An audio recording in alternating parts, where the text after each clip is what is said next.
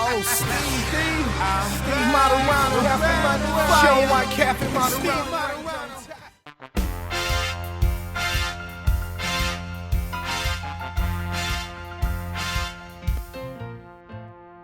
I started when I was about 24 years old in the food business. And my family was always in the restaurant business, so I was always around food. But I was a disc jockey back in the 70s. I was working for my father in a bar that sold Italian sandwiches, and we didn't see eye to eye to one another. So I started a delivery business out of my apartment in South Philly.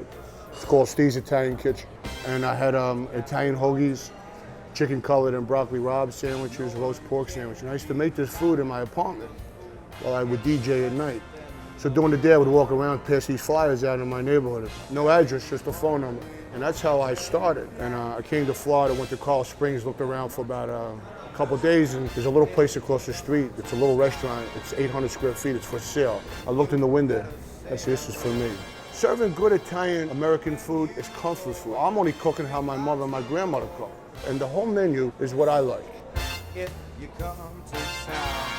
My first celebrity was Dan Marino, Italian-American kid, one of the greatest quarterbacks of all time. So that's how that celebrity started. And then from there, it just escalated. We serve everything like my mother cooked. That's really all it is. But it's using quality ingredients. We took simple food and enhanced it with just quality. And that's Martoranos. That's what we are. Quality Italian-American food. Yo, yo, yo, yo, yo, cuz who? Yo, yo, yo, yo, yo, cuz what? Yo, yo, yo, yo, yo, cuz who? Steve Martorano. Yo, yo, yo, yo, yo, cuz who? Yo, yo, yo, yo, yo, cuz what? Yo, yo, yo, yo, yo, cuz who? Steve Martorano. Who be the best in the game? Steve running it up. Fort Lauderdale, Florida's where he started it out. 15 years ago, all we had was to go. Now 15 years past and he running Rio. Everybody talking about the best place to go.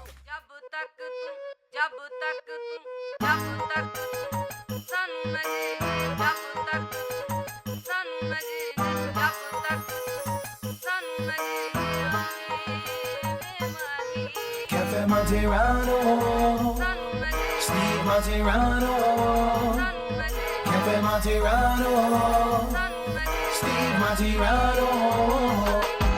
This is the only restaurant in the world where a guy can cook and spin music, and you walk into my home, let me entertain you. That's what you're coming to Martoranos for. Second verse I drop, cause I keep it real hot. Like the pork gravy made daily up on the spot. The best made in the country, that's why we ranked on top. So the rest of y'all trying to compete, you should stop.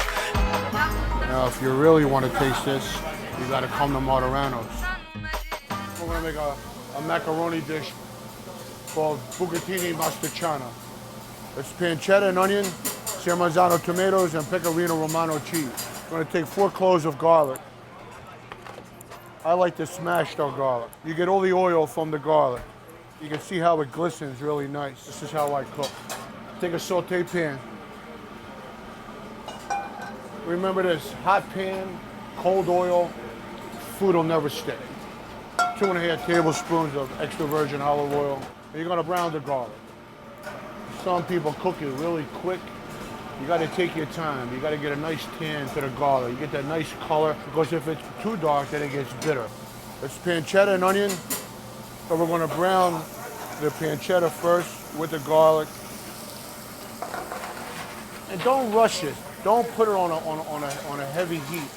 Real nice, like at a medium-sized heat, you'll be fine. I like all my food spicy. This is red pepper flake. I like to add this to the pancetta. Now my grandmother will be happy. I got a wooden spoon. You're gonna take your onion. Remember what I said. The onion now is gonna take some water out, so it's not gonna hammer it as much, so the garlic's not gonna cook as much.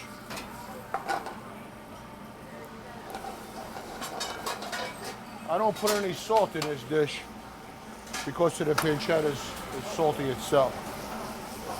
But I use fresh black pepper.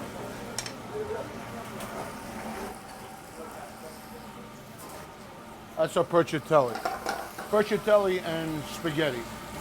Spaghetti is a little thinner than the Percatelli, and the Percatelli has a hole in the middle. So a lot of the sauce goes through the hole. This is a San Marzano tomato, the best tomato in the world.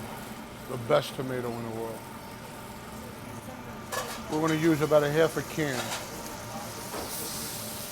This is the only time I'll use a little salt, a little bit before the tomato.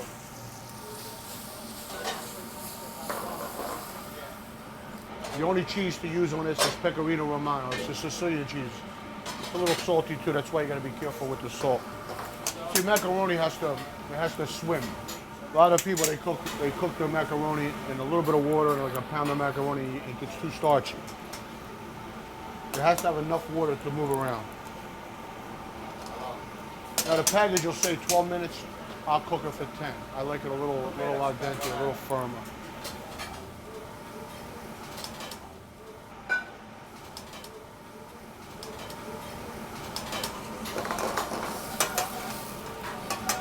This is basil. My mother would say vasanagol.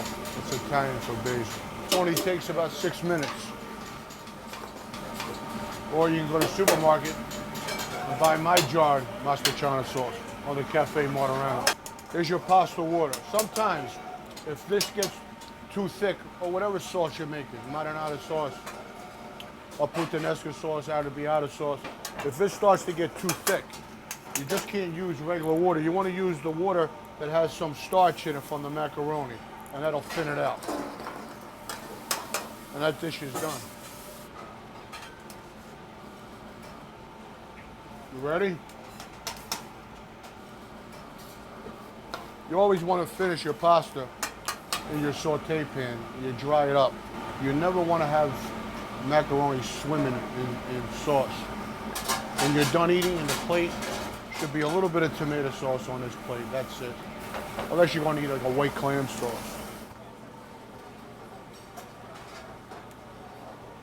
What I like to do, when I start a sauce with an olive oil, I like to finish it with it on top. That's Percatelli Mastriciana. Now, if you really want to taste this, you got to come to Martorano's to taste this.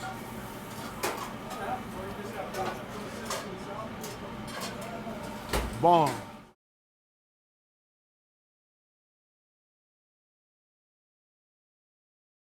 So we're gonna make some mozzarella. We're gonna make some homemade mozzarella. Now, this is curd. This is what makes mozzarella. I never had nobody around me to teach me or show me, just like cooking. Everybody judges me on what I do, yet no one really taught me. I learned by my mother and my grandmother. And every time I asked somebody, it was like a family secret, like it was so hard to do. All it is the curd that you can buy in your deli. You ask them for fresh curd, and it's the temperature of the water that's important. What happens is the hot water melts the curd, then you add salt to it, and then you have to stretch it. And then you turn it into a ball, and it's really that simple. Well, you want to break this curd up in little pieces. We do it two ways. We start out with 170 degrees, starts to melt. Then we get rid of the water, and then we add 180 degrees, and then we stretch it out. This temperature is 170 degrees. We take boiling water, we put a thermometer in it. Now it starts to melt. Now we add a little salt, which is kosher salt.